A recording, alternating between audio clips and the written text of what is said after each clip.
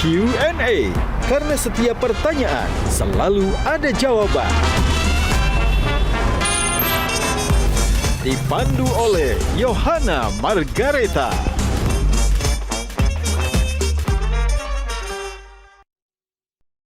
Dipersembahkan oleh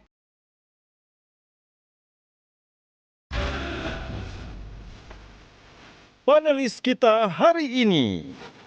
Badan haji seperti apa sih ke depan, Pak?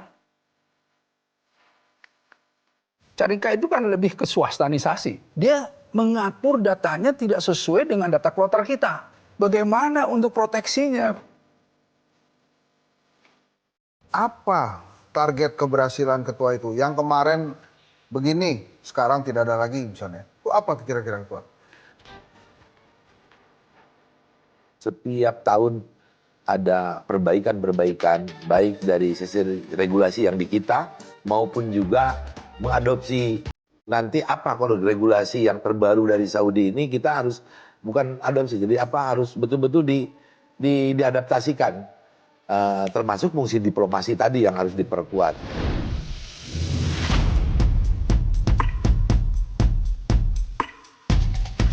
Gajah Duduk dipilih karena keunggulan dalam berinovasi, sehingga melekat di hati masyarakat secara turun-temurun. Perkembangan sarung sedemikian pesatnya, hingga sekarang tidak hanya digunakan pria sebagai outfitnya, tapi juga wanita di segala suasana. Sarung Gajah Duduk menawarkan kenyamanan yang sesungguhnya. Gajah Duduk hadir di setiap momen terbaik Anda. Sesuai dengan tagline kita, sarung Gajah Duduk adalah legenda Nusantara. Sarung adalah budaya kita, sarung adalah Indonesia.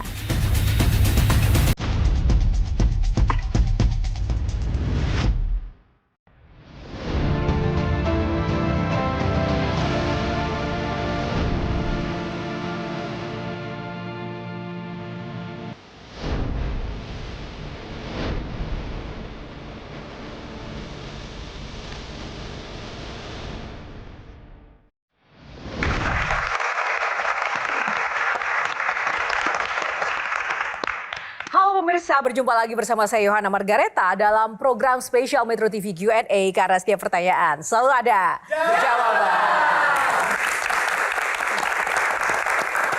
Terima kasih kepada pemirsa yang sudah setia menonton Q&A, dan juga terima kasih untuk penonton dan rekan-rekan mahasiswa yang sudah hadir di sini. Terima kasih teman-teman. Seperti biasa, tidak mungkin tidak spesial. Bintang tamu Q&A malam hari ini adalah sosok politikus yang saat ini menjabat sebagai Wakil Ketua Dewan Perwakilan Rakyat Republik Indonesia periode 2024-2029. Ia telah menjabat menjadi anggota DPR RI selama 3 periode berturut-turut. Dan tak hanya itu saja, sosoknya juga tengah disibukkan menjadi Ketua Pengawas Haji DPR RI 2025. Siapakah dia? Inilah bintang tamu kita, Haji Jujun Ahmad Syamsurijal. Tepuk tangan buat Pak Jujun. Apa kabar Bapak? Alhamdulillah baik. Bapak menjadi Ketua Pengawas Haji 2025, 2025. Pak. Ya. Nah, itu gimana Pak persiapannya atau suasana kebatinan ketika didapuk menjadi Ketua Pengawas? Ya, di pimpinan DPR itu kan sudah ada kornya ya. Jadi satu pimpinan ketua DPR, kemudian ada kor Polhukam, ada kor KEU, ada kor Inbang. Kebetulan saya di kor Kesra membawai Komisi 8, 9, 10. Ya ini tugas harus kita jalankan.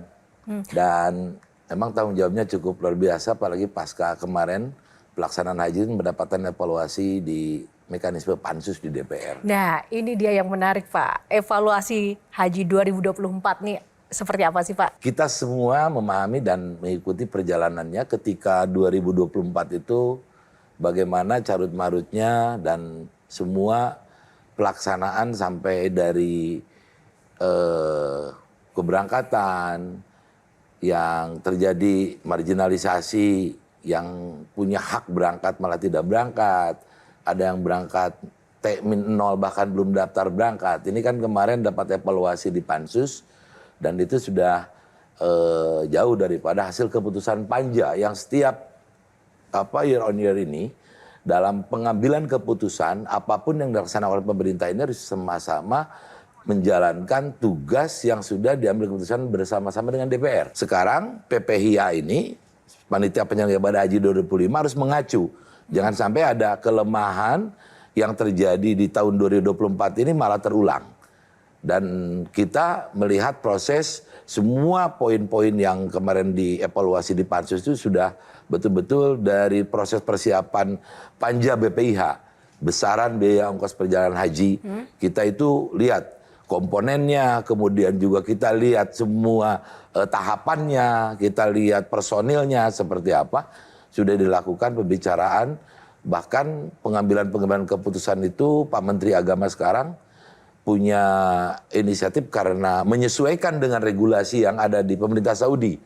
Ya, kadang-kadang hasil pansus kemarin kita ingin melakukan perbaikan itu sisinya seperti yang di planning itu A misalkan ya. Tapi tiba-tiba ada policy baru dari Kemen Haji Saudi yang pasti itu adalah arahan dari government-nya di sana sehingga pada pelaksanaan haji 2020 ini nggak bisa terlaksana. Ya. Contoh misalkan kemarin kita ada temuan tentang over capacity-nya di Mina. Ya, over capacity di Mina itu kita harus mengambil langkah bagaimana bisa betul-betul dimitigasi. Berapa jumlah jemaah kita yang akan tinggal di tenda, berapa yang akan melakukan tanazul. Nah ini karena polisi yang terbaru, si pemerintah Saudi ini memerintahkan kepada Kidanah. Kidanah ini kan pemilik wilayah yang di Arafah, Musdalifah, Mina ya. Dengan syarikah ditentukan sekian, kamu harus isi sekian. Nah kita nggak bisa karena itu otoritas di sana, di mereka. Nah, segala tantangan dan informasi kesiapan itu di 2025 ini persiapannya sudah setransparan apa Pak? Di awal masuk pada bulan Syawal kemarin, kita bertanya kepada panitia haji, terutama di bawah kendalinya Dirjen Penyelenggara Haji Umroh. Berangkat ke sana, pingin ketemu mana syarikah yang ditunjuk ini. Karena dengan kebijakan Pak Menteri Agama bersama-sama Kementerian Haji di sana, syarikah tidak monopoli tunggal satu. Sekarang memilih 8 syarikah. Kita kontrol dan pertemukan di sana. Apakah kalian sudah siap? Saya pegang komitmen itu. Kita karena posisinya pengawas, harus tanya. Jangan hanya mendengar dari laporan dari Kementerian Agama saja. Kita tanya satu persatu syarikahnya, kalian sudah siap memberikan khidmah kepada haji kita ini? Mereka menjawab, ya mereka kita siap dengan pelayanan tertinggi, khidmatul ali istilahnya kata mereka itu. Tapi saya bilang bahwa apa yang kalian bicarakan sekarang harus sesuai dengan pelaksanaan ke depan. Dan day to day sekarang kita periksa udah banyak ya celah-celah yang inkonsisten dari apa yang mereka sampaikan di awal. Oke, salah satu celah yang inkonsisten apa Pak? Penanganan mereka pelayanan terbaik sekarang contoh aja. Dengan pengetatan masuk ke Masjidil Haram seharusnya mereka antisipasi yang namanya ID nusuk ini sebelum jemaah masuk ke Mekah harusnya sudah dikirim ke Indonesia. Waktu itu komitmennya sebelum jemaah haji berangkat ke Mekah, nusuk ini sudah ada dibagi di embarkasi kita. Ternyata sekarang sudah di Madinah, sudah masuk ke Mekah aja. Ada yang 2-3 hari belum bisa masuk ke Masjidil Haram karena belum punya ID nusuk ini. Prioritas pengawasan terberat itu dalam hal apa Pak? Buat Bapak? Akomodasi. Akomodasi. Ya, masih menjadi masalah ya Pak? Problem banyak. Kadang-kadang ya kita itu dengan sekarang multi syarikah. Ya ini unpredictable karena mereka nggak terbuka juga. Kenapa bisa terjadi sekarang yang lagi viral ini, ada bertebaran satu kloter bisa ditangani oleh 4 syarikah. 4 syarikah automatically ini hotelnya berbeda. Bahkan sektornya, kan mereka satu sektor di Jarwal, satu sektor ada yang di Sisa, satu sektor di Mispalah, ada satu sektor di mana. Nah ada yang misalkan 390 di sektor 7. Yang tersisa ada yang 30 di sektor 9, ada yang di sektor 3. Psikologi jemaah kita ini mereka dari awal berangkat dari rumah bersama-sama. Ketika di sana terpisah ini kan problem. Belum kita cek bagaimana penanganan cateringnya. Ya, hasil dari MOU mereka ini antara panitia kita ya Kementerian Agama dengan Dirjen PHU-nya dengan si syarikah-syarikah ini. Apa betul sesuai dengan yang dipaparkan ke kita, bahkan sampelnya Kita itu terima dan lihat di sana ini untuk makan sarapan pagi, makan siang, makan malam. Karena kita nggak mau evaluasi tadi 2024 ada makanan yang sudah tidak layak. Bahkan nggak cocok dengan ini bukan seleranya orang Indonesia. Kami itu jauh-jauh hari setiap tahun panja Komisi 8 itu bahwa makanan itu harus sesuai dengan cita rasanya. Apalagi di kita ada yang orang Sumatera beda rasanya dengan orang Jawa. Bahkan di Jawa sendiri beda. Orang Jawa Barat dengan Jawa Tengah, Jawa Timur rasanya beda. Nah ini penanganan ini kan dibahas sedetail itu di DPR. Dan komitmen dari Kementerian Agama akan melaksanakan apa yang diamanatkan oleh panja itu. Tepuk tangan dulu. Tugasnya nggak mudah ya Pak ya? Tidak mudah. Semangat ya Pak ya? Ya tetap semangat. Tetap semangat. Biar lebih semangat lagi Pak, ini juga banyak yang semangat ingin bertanya-tanya lebih dalam lagi soal kesiapan ini Haji 2025. Langsung saja ya Pak, saya undang teman-teman saya yang luar biasa sudah standby di sini. Kita undang ada Ade Marpudin, ada pengamat haji dan dosen UIN. Tepuk tangan, kita sambut Pak Ade. Apa kabar Pak? Silakan. Ada Ustaz Erik Yusuf, Ustaz. Terima kasih Ustaz. One and only Bang Henry Satrio. Yeah. Tepuk tangan lebih meriah lagi dong. Nah, bajunya hijau ya? Oh iya. Ada komentar dulu Pak dengan sosok-sosok yang nanti akan bertanya ke Bapak. Ini agak ngeri-ngeri juga ini yang ngeri ya, Pak ya? ini. Aduh, kalau kita sosok beliau lebih paham lagi haji. Nanti Kang Ade ini pasti akan ngejar gimana pansus kemarin. Sama nanyanya kayak gitu kan. Nah. Kalau Ustadz kira-kira sudah ada prediksi nggak akan ditanya? Beliau lebih berpengalaman. Setiap tahun pergi haji tahu bagaimana kekurangan kelemahan haji. Kalau yang ini yang satu, waduh ngeri-ngeri. Dari sisi politisnya nanti kita lihat. Oke. Wah sengeri apa sih ini 3 panelis kita yang akan mengulik-ngulik sosok bintang tamu. Kita jeda dulu. Q&A akan kembali. Tetaplah bersama kami.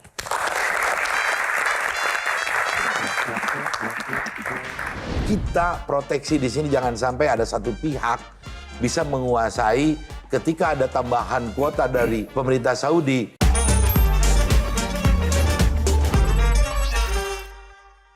Dipersembahkan oleh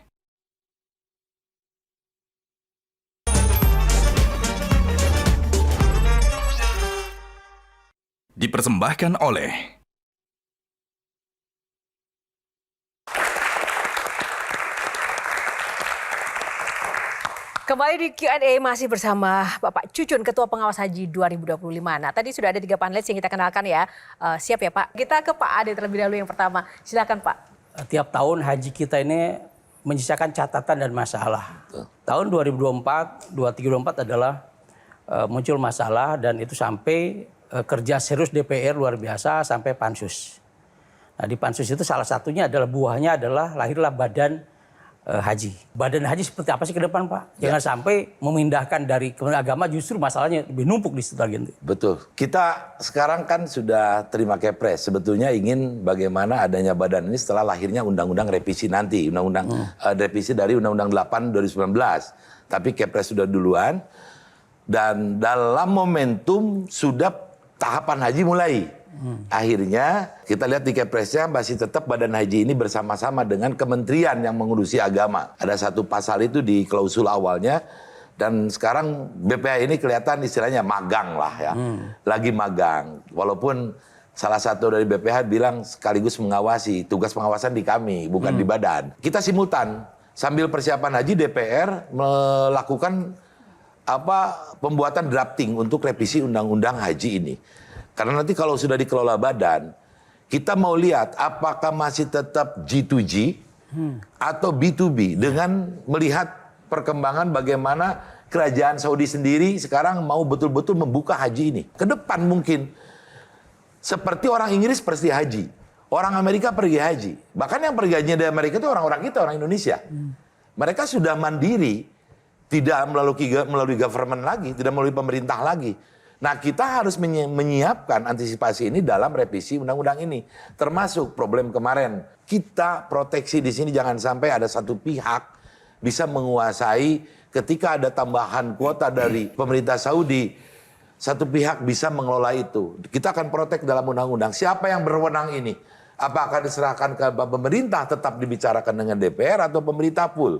Sehingga terkontrol kalau dengan DPR. Kemana sih?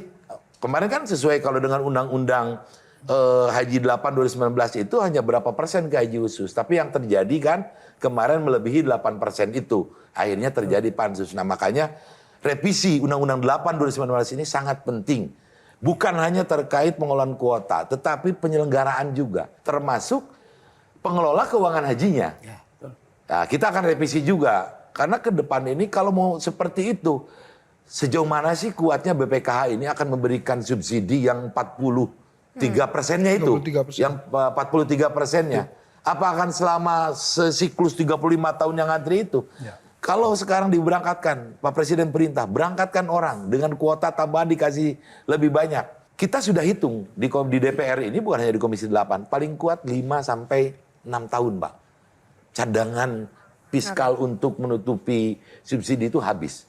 Makanya harus ada pengelolaan keuangan juga sama direvisi. Menarik nih, kalau Ustaz Erik gimana Ustaz? Ya sudah sangat berpengalaman, mumpung ada ketua tim pengawas nih. Mohon maaf nih Pak Haji. Carika itu kan lebih ke swastanisasi. Betul. Dia mengatur datanya tidak sesuai dengan data kloter kita. Walhasil apa? Keluarga bisa berpisah. Istrinya di mana, suaminya di mana, anaknya di mana, bisa begitu kejadiannya. Nah, apa yang harus kita lakukan? Bagaimana untuk proteksinya? Bagaimana kita kemudian lobby dengan Arab Saudi untuk masalah ini? Nah, ini kan permasalahan yang serius. Saya itu langsung pas kejadian pertama ketika kloter yang Madinah masuk ke Mekah, yang carut-marut orang terpisah ini, saya telepon langsung direktur luar negeri yang di sana, namanya Dr. Mulis itu. Kalian ini gimana sih nangani haji kayak gini? Ya, ternyata saya ini di mana letak yang salahnya ini? Dari Kementerian Agama kirim satu kloter itu, ternyata mereka mengirim data itu di awal kepada si Syarikah 1, 2, 3, sampai 8 ini berbeda dengan list kloter. Betul. Kalau kita salahkan si Syarikah juga, loh mereka justru lebih konsisten. Saya kalau robah ini justru akan carut-marut karena mereka sudah bikin bukan subkon, istilahnya apa ya? Mereka itu ini satu Syarikah nih. Ada penanggung jawab namanya markaziahnya. Markazi ini. Kalau dari markazi ini dirobah ke sini, orang Arab nggak mau dibikin pusing seperti itu. Kenapa kalian kirim data ke saya awal A, sekarang pengen dirubah B? Ini yang problem sekarang ini yang lagi viral-viral ini. Makanya saya bilang udah agak manusiawi lah, alasan kemanusiaan. Termasuk saya perintahkan kepada mereka setelah kita action, kita pengawasan itu, mereka melakukan terus zoom dengan si Kementerian Haji di sana. Akhirnya alasan kemanusiaan, kasih toleransi dong, bolehlah. Mereka ngalah secara mandiri yang harusnya kamarnya 4 diisi 5 orang karena dengan keluarganya. Tapi problem harus dihitung. Orang Arab gak bisa tolerir ketika mau masuk ke Arafah, Muzdalifah, Mina. Ini problem besar, Pak. Nanti akan terjadi keributan. Mau naik bis tidak bisa naik nanti. Nah ini yang harus saya langsung sekarang ini segera Dirjen Haji ke sana selesaikan permasalahan ini. Biar nanti di-list ulang lagi. Mereka masih punya waktu kok. Bang Hesat kenapa Bang? Dari tadi termenung, Saya tuh bingung ya. mengangguk-ngangguk. Saya belum pernah haji, pengen haji. Gitu ya. Wah ini Mungkin pesan khusus ya? Ini jalan mungkin nih dari Allah nih. Makanya saya dihadirkan di Q&A ini. Apakah ada wewenang untuk menghukum para pejabat kita yang tidak menjalankan tugasnya dalam haji atau bagaimana? Karena kan kalau ini Pak terus terang nih, ini dengan adanya media sosial, dengan adanya media massa yang luar biasa, informasi dari Metro TV, kok selalu aja ada masalah di haji kita. Padahal kita ini kan sudah bertahun-tahun, berpuluh-puluh kali tuh melaksanakan haji. Kami itu melihat betul bertahun-tahun. Kenapa DPR juga melakukan pengawasan ini ya kayak as usual ya. Gitu-gitu aja. Semenjak 2023 kemarin itu, saya tadi sama Ustadz bicara, sampai 2003. Kalau nggak dilakukan perbaikan, tadi apa sih hukumannya bagi para pejabat itu? Yang mengendalikan haji ini, ya mereka seolah-olah kadang-kadang udah kalau sudah diberangkatkan sana selesai gitu. Kami nggak mau seperti itu. Apalagi bicara DPR, kita punya mindset, jangan tugasnya DPR betul mengawasi, mereka bayar. Mereka itu adalah punya hak sebagai warga bangsa, apapun dilayani oleh government, yang namanya pemerintah udah nunjuk Kementerian Agama. Nah ini yang kita day to day dari point to point mengawasi mereka ini biar ada perbaikan. Tapi problem mereka itu kalau dipanja seolah-olah sebelum menentukan penyelenggaraan haji setiap tahapan ini gak mau terbuka apa yang menjadi policy dari kerajaan Saudi. Bicaranya kadang di ujung seperti tahun ini Pak. Kalau bicara di awal misalkan ketika menentukan besaran BPIH, biaya penyelenggaraan ibadah haji, kita sampaikan ke publik apa adanya. Ini berat kalau misalkan dengan anggaran sekian, kalau mau hajinya tadi tidak akan terjadi seperti 2024 di Mina terjadi over capacity. Kemudian juga pelayanan di akomodasi ini bukan sekarang. Tahun ke tahun sama seperti itu. Dan ini sebetulnya ada isi pelayanan. Kalau yang udah pernah berhaji di tahun sebelum tahun 2010-an ke bawah lah. Sekarang ini tempat tambah jauh. Pasti bertanya-tanya kan rakyat. Kenapa sih pemerintah Indonesia nggak bisa beli yang dekat? Nah, makanya sehingga kemarin Pak Presiden punya, saya sangat apresiasi. Tujuan Pak Presiden ingin membuat kampung haji dan segala macam. Biar terkoordinir satu sektor gitu. Sekarang ini Pak, kalau kita lihat sektor ini bagus hotel-hotelnya, lihat sektor yang lain jelek. Tadi kita mau ngomong marah-marah di sana, dia kalau di sini, ya kadang-kadang selesai begitu saja. Pak, tapi kenapa sih kok nggak transparan? Menurut Bapak kenapa Pak? Informasi-informasi terkait dengan kesiapan Mereka selalu haji. berpatokan bahwa tahun kemarin seperti ini. Nah, nggak tahu di perjalanan ada perubahan policy tadi, harusnya kan mereka tadi.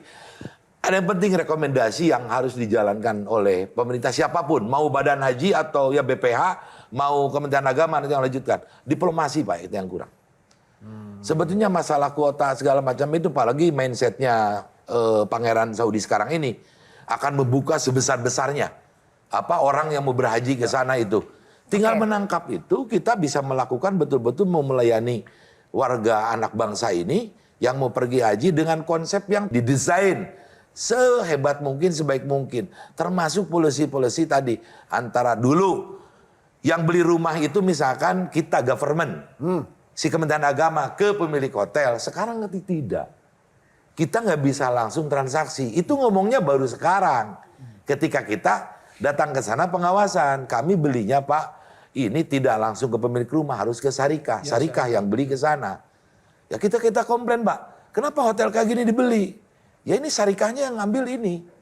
Dan yang ditunjuk syarikah oleh Kementerian Agama kita dan Kementerian Haji di sana itu yang secara kesepakatan yang 8 syarikah tadi. Nah ini jangan bicara di ujung. Ingat loh, Indonesia itu bukan hanya mengirimkan haji. Coba lihat data umroh kita. Jadi sebetulnya kalau kita lihat berapa devisa yang masuk ke Arab Saudi itu.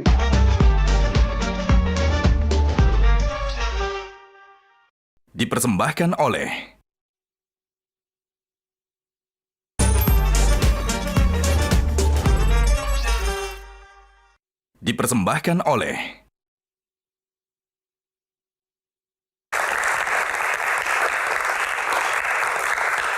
Ya, kembali di Q&A masih bersama Pak Cucun. Ada box dulu yang harus dibuka. Nah, ada 9 box khas Q&A. Nomor favoritnya nomor berapa? Kita cek, kita buka dulu box kita malam ini.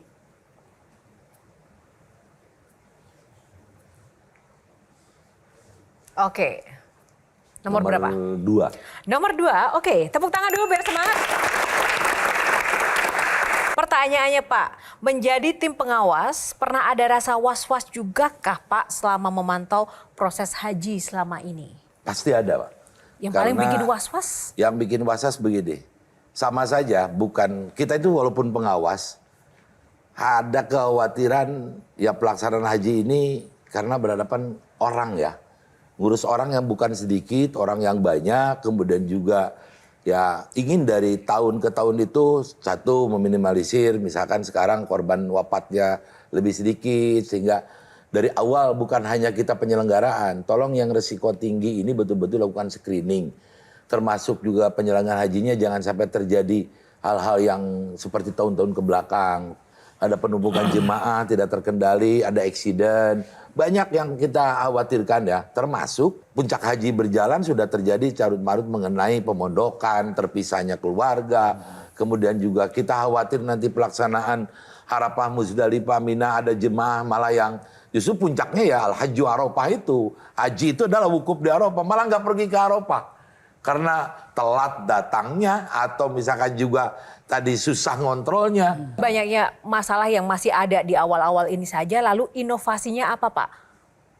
Ya tadi inovasi yang dilakukan oleh tim WAS ini bukan hanya mengenai pengawasan dari apa yang tadi saya katakan, pengawasan as usual itu hanya mengawasi misalkan di pemondokan, mengawasi di Arafah, Muzdalifah, Mina, tapi bagaimana kita mengetahui minta keterbukaan dari Kementerian Agama yang diamanatkan oleh negara, bagaimana MOU kalian ini sehingga kok ini bisa terjadi kayak demikian. Termasuk sekarang ini kemarin saya kumpulkan semua tim pengawas, 24 jam terima komplain daripada konstituennya masing-masing dan langsung telepon direkturnya, saat itu juga harus diselesaikan. Dan awasi penuh mereka, karena ya mereka kan berhadapan dengan kita lagi nanti pasca haji itu, evaluasi daripada pelaksanaan haji ini. Ya, jadi kalau yang teleponnya DPR pasti karena agreement yang dari awal ini kalian jalankan ini, kita akan awasi, nanti pasca penyelenggaraan kita akan evaluasi lagi. Oke, Bang Hensat. Ini saya mohon maaf kalau nggak berkenan ya. Kalau seorang muslim sudah pergi haji, kemudian pergi haji lagi, itu judulnya tuh serakah atau ngezolimin muslim yang lain tuh Pak? Maksud saya berani nggak pemerintah bikin kebijakan yang sudah pernah pergi haji, nggak boleh pergi haji dulu. Sampai seluruh umat muslim di Indonesia sudah pergi haji. Jadi ini nggak ada kaitannya juga sama, oh kalau haji itu diundang oleh Allah, jadi tamu Allah. Nggak begitu mau saya. Tapi ada nggak keberanian dari pemerintah, kalau Anda sudah pernah haji, kasih kesempatan muslim lain untuk berhaji. Jangan Anda mulu haji, Anda kan udah pernah haji. Artinya rekomendasi dari DPR ke pemerintah ya? Iya, jadi ada usaha dari pemerintah untuk membatasi itu secara otomatis sistemnya. Jangan masuk surga sendiri dong, yang lain belum. Gitu mau saya. Berani nggak pemerintah begitu? Dan coba gimana Pak Ketua Dewan Pengawas? Ya sebetulnya kalau DPR kita kan mendengar bagaimana aspirasi Om Hensat. Kita tanya juga nanti kebanyakan misalkan para KBIH yang mereka biasa merekrut para calon jemaah ini. Kalau mereka misalkan kebanyakannya setuju dengan ide Om Hensat, ya kita jadikan satu bahan di rapat-rapat DPR menjadi sebuah kesimpulan. Itu sudah diatur Pak Cucun. Ya. Jadi 10 tahun durasinya. Jadi setiap orang yang sudah berangkat 10 tahun kemudian tidak boleh mendaftar. Prakteknya tapi tidak demikian. Enggak. Itu kan langsung terkunci. Di sistemnya terkunci. Kalau Furoda? Nah itu Furoda kan di luar kita. Jamalah di luar. Pemerintah nggak ngurus Furoda. Udah itu ada. Betul tadi Kang Ade. Sekarang ini udah terkunci Pak. Kalau misalkan sekarang 10 tahun, nanti dia bisa daftar lagi 10 tahun ke depan. Gitu. Itu sudah ada karena mengadopsi di Arab Saudi juga sama. Jadi walaupun yang punya tempat di Makkah, warga Makkah pun sama. Tidak boleh saban hari berangkat haji. Setiap tahun berangkat ini tutup. Dia ada sama 5 sampai 10 tahun juga. Aman ya Bang Hensat ya? Ya. Nggak, saya menyampaikan keluh kesah yang belum pernah berangkat haji sih. Iya. Dan harapan doanya. Justru yang menarik itu adalah Pak Cucun mungkin perlu diawasi juga karena ada jamaah tahun ini temuannya kan juga ada yang harusnya dalam antrian Siskohat itu tahun 32 berangkat. Iya. Tapi kok bisa berangkat tahun ini? Nah ini kan tadi yang saya sampaikan Pak Dek, jadi di Undang-Undang 8 2019 ini belum begitu siapa yang menentukan ini dari urut kacang ini apakah disebut. Ternyata di undang-undang kan nggak disebut sekaya demikian. Nah ini harus ada kepastian, makanya nanti di revisi ini siapa yang bisa kuota cadangan naik menjadi pengganti yang meninggal atau perlu mahram yang pendamping. Ini harus diatur nanti. Belum lengkap itu diatur dalam undang-undangnya. Ya. Oke, kalau Ustaz silakan Ustaz. Ya, saya justru ingin menyoroti tadi masalah diplomasi. Ingat loh, Indonesia itu bukan hanya mengirimkan haji. Coba lihat data umroh kita. Oh iya. Jadi sebetulnya kalau kita lihat Betul. berapa devisa yang masuk ke Arab Saudi itu luar biasa dari Indonesia.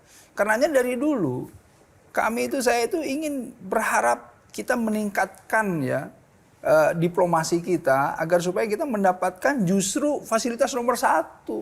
Ya, seperti sekarang. Kampung haji ini memang sudah cita-cita kita dari dulu. Nah, tinggal bagaimana kampung haji ini direalisasikan. Kemarin saya dengar kampung haji, ada usulan di Taif. Wah, kejauhan. Harus di Makkah ya, di Haram karena jamaah kita itu tidak mau lepas dari masjid, dan ini sangat dimungkinkan. Ya, kita ini punya kampung haji dan itu bergantung dari diplomasi dan kesiapan. Tetapi sebelum itu kan internalnya harus diberesin dulu nih. Tuh. Ini nih Kementerian Agama atau BPH bagaimana ini? Ini harus level presiden, Pak. BPK, nah. Yang lobbynya kalau untuk minta wilayah tadi perkampungan haji. Sebenarnya dari dulu kan udah ditawarin. Ya. Cuman kan nggak disambut. Ya. Sekarang sudah nggak mungkin. Yang Jabal Umar itu kan sudah dipakai masalah mereka itu. Iya, Udah Jabal nggak Umar. mungkin. Padahal kalau dulu ditangkap itu yang Seharusnya kampung haji langsung. untuk Jabal Umar Ini Jabal itu Umar paling. gimana sih? Jadi kampung haji itu semua 221.000 itu terkumpul di sana. Yeah. Tidak tersebar di Terintegrasi. berbagai wilayah. Ya. Kan gagasan kampung haji ini bukan munculnya hari ini. Betul. Dari sudah sangat Jadi 2007 saya pengalaman. Ya. Mohon maaf, 2007 saya sudah diundang ke sana dengan DPR. Komisi 8. Ya. Itu masih, saya bisa cerita sedikit. Itu pernah diunjukkan Darussalam Group, itu ada di Kudai dan Jabal Ka'bah. Iya. Betul. Dan itu pernah diukur, Pak. Dan itu respon kita sangat lemah di situ. Karena tidak melihat visionernya Pak Bro hari ini. Kalau Prabowo hari itu visionernya ada di situ, saya kira jadi. Betul. Ini paling Nah, strategis. Peran DPR gimana untuk diplomasi? Sekarang harus Kang Cucun bagaimana menyikapi usulan visioner presiden, kan udah tidak ada. Government di sana itu beda dengan kita ya. Ya, betul. Yo ya. Om Ensat. Iya, Pak. Jadi kita pernah ketemu antara Majelis Syuro mereka dengan kita. Mereka bicara untuk urusan haji langsung raja. Oke. Ya, DPR nih, DPR kita ada diplomasi kan ada GKSB ya, kerjasama bilateral. Sampaikan ini untuk urusan haji raja langsung, dan mereka nggak mengetahui skema apapun yang dilakukan. Makanya tadi saya sampaikan itu kalau tadi Pak D sampaikan 2007 Kudai jadi kompleknya kampung haji kita itu sangat strategis banget di sana. Sekarang mau cari tempat di mana ya mudah-mudahan tidak terlambat. Pak Presiden harus levelnya langsung. Ini antara pangeran Raja, ya. dari sana Muhammad bin Salman dengan Pak Presiden. Kalau yang datang hanya menteri, di sana beda. Oke. Jadi level diplomasinya harus sudah tingkat tinggi. Kelemahan kita adalah jamaah haji yang 221.000 itu, manasiknya itu hanya 3 kali sampai 5 kali. Ada yang terbanyak sampai 15 kali. Ukurannya keberhasilan mereka manasik ilmu itu tidak ada.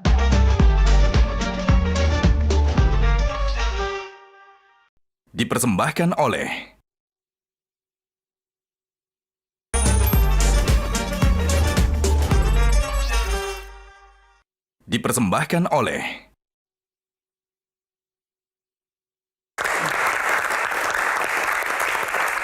Pak Cucun, kita buka lagi nih. Nomor berapa box pertanyaan untuk segmen kali ini? Nomor 4 ya. 4 ya. Nomor 4.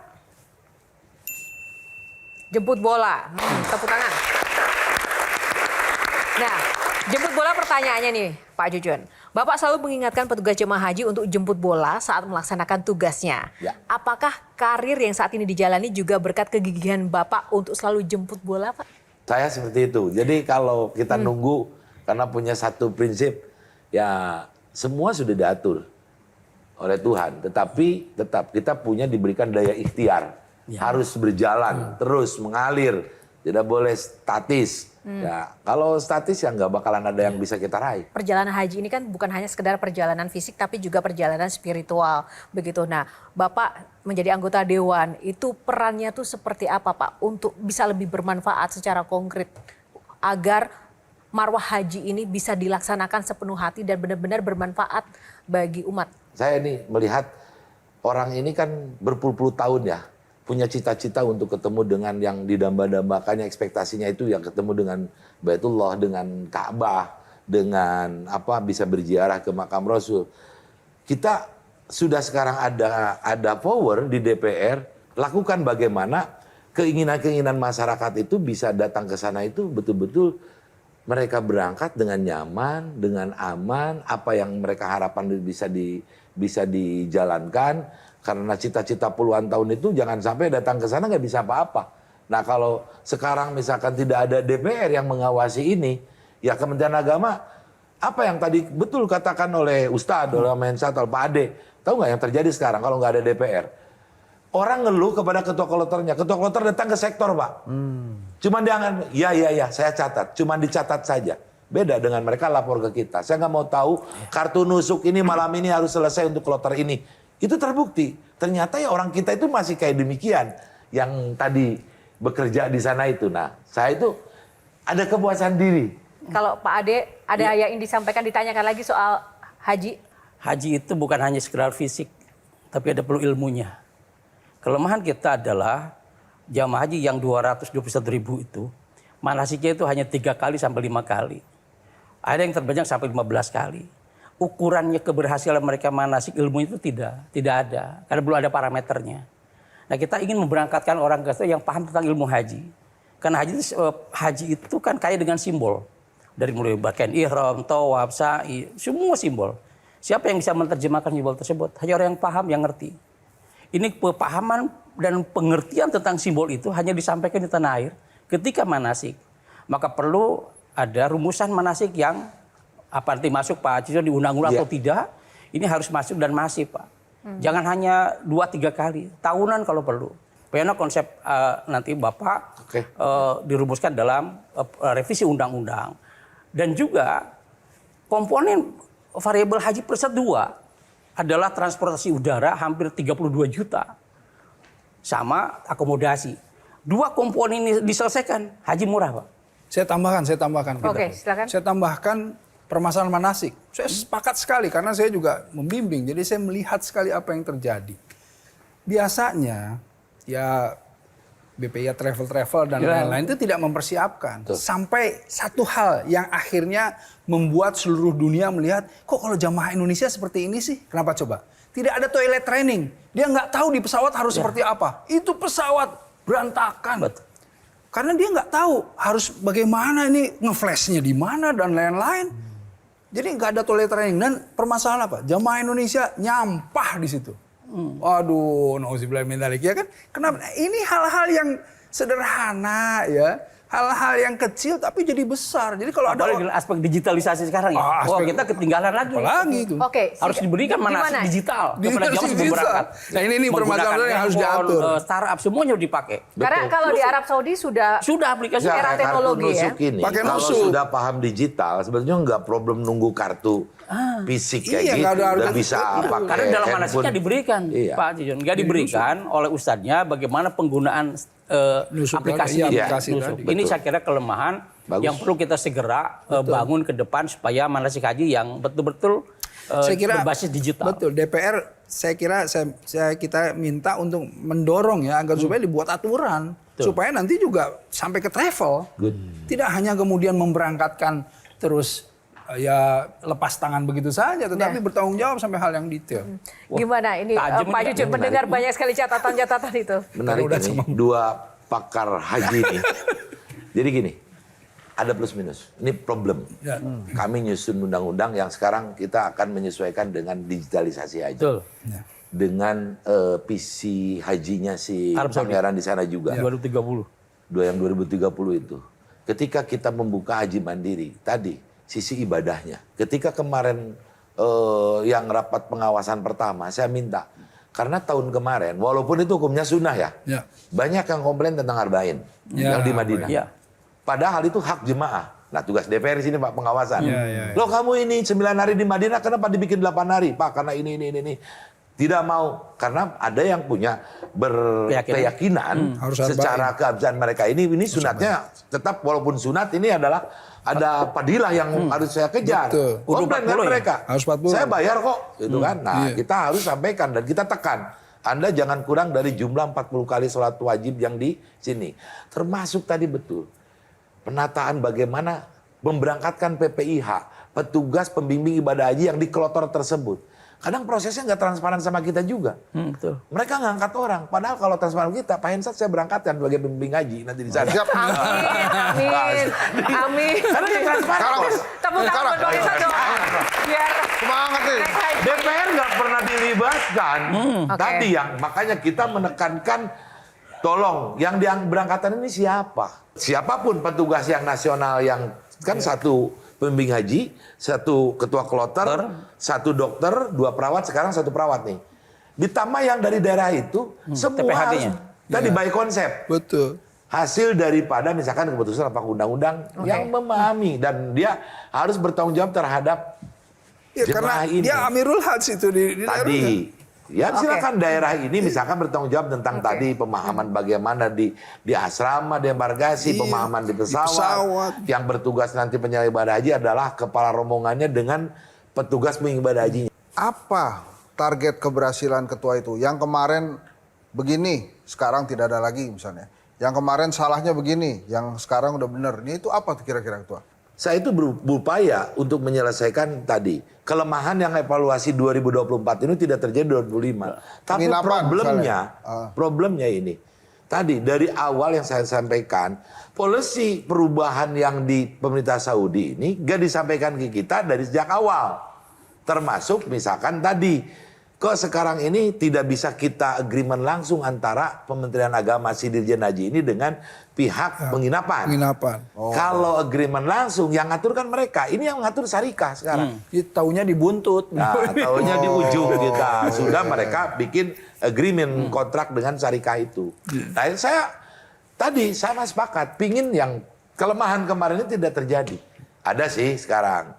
Oke. Tidak ada jual beli kuota sekarang, Pak. Oh, itu. Oke, tepuk tangan. Oke. Pak Cucun, singkat saja mungkin closing statement dan pesan untuk pemirsa yang menyaksikan Ya, Q&A. saya terima kasih sekali ada momentum untuk menyampaikan bagaimana proses penyelenggaraan haji ini, terutama tahun 2025 pasti publik memahami dan sekarang apalagi di era medsos ya. Sekarang day to day itu apa yang terjadi di sana semua di sini sudah mengetahui. Makanya ya tidak mudah betul tadi, harus betul-betul setiap tahun ada perbaikan-perbaikan baik dari sisi regulasi yang di kita maupun juga mengadopsi nanti apa kalau regulasi yang terbaru dari Saudi ini kita harus bukan adopsi jadi apa harus betul-betul diadaptasikan termasuk fungsi diplomasi tadi yang harus diperkuat. Masukan-masukan dari para pakar ini akan menjadi satu catatan bagi kami di DPR juga. Mungkin selama ini dari publik juga sama, ada masukan-masukan harusnya kayak gini. Sambil nanti kita bicarakan bagaimana perjalanan untuk pelaksanaan haji ke depan dengan struktural baru atau kelembagaan baru ini, misalkan emang disepakati harus betul-betul ya lebih baik daripada sebelumnya. Iya. Ya, kita juga ingin tahun ini sebetulnya hanya carut-marut uji coba mungkin ya ini dengan multi syarikah dan ke depan nggak bisa dihindari tetap kita nggak bisa single syarikah karena keputusan mereka di sana.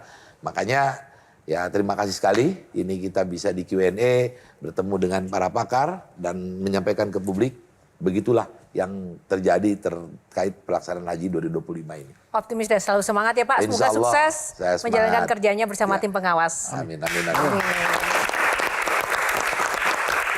Baik, terima kasih Pak Cucun dan juga panelis Ustaz Erik, Pak Ade dan juga Bang Hensat, teman-teman. Semoga ini bisa menginspirasi dan tentu saja untuk Anda di rumah pemirsa yang sudah setia menyaksikan Q&A kali ini. Terima kasih untuk kesetiaannya. Tak lupa saya juga mengucapkan terima kasih untuk Sarung Gajah Duduk yang sudah menyediakan kostum yang saya kenakan pada malam hari ini. Sarung Gajah Duduk, legenda Nusantara yang ada tulisan Arabnya. Saya Yohana Margarita mewakili tim yang bertugas mengucapkan terima kasih atas kebersamaan Anda. Sampai jumpa di Q&A selanjutnya. Karena setiap pertanyaan selalu ada jawaban. Terima kasih.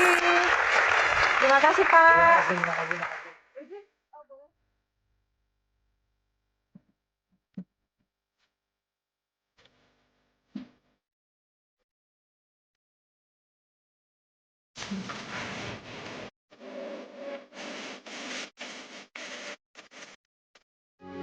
Metro TV.